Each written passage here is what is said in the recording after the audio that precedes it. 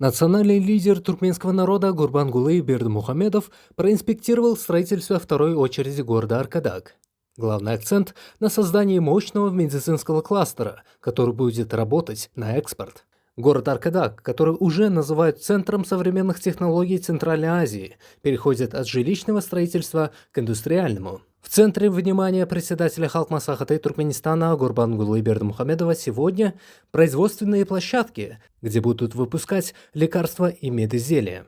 Туркменистан делает ставку на проверенных партнеров.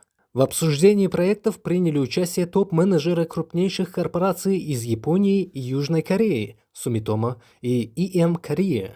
Главная задача – оснастить заводы оборудованием, которое в Центральной Азии внедряется впервые. Сырье исключительно местное. Полимеры из Кианлы и нефтепродукты из Туркменбаши должны превращаться в стерильные бинты, халаты и высокотехнологичные препараты. Герой Аркадаг лично изучил сертификат качества. Они должны соответствовать международным стандартам ISO. Медицинский кластер должен не просто закрыть потребности внутреннего рынка, но и выйти на международные площадки под брендом Made in Turkmenistan.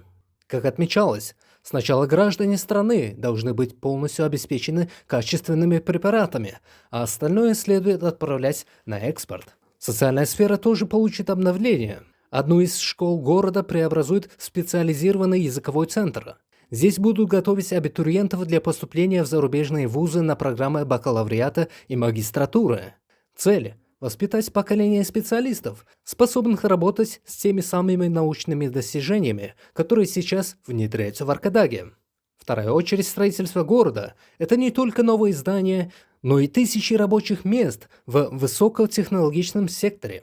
Работы идут с опережением графика. Ровно год назад был заложен первый камень, фундамент медицинских заводов, а сегодня они уже обретают реальные очертания.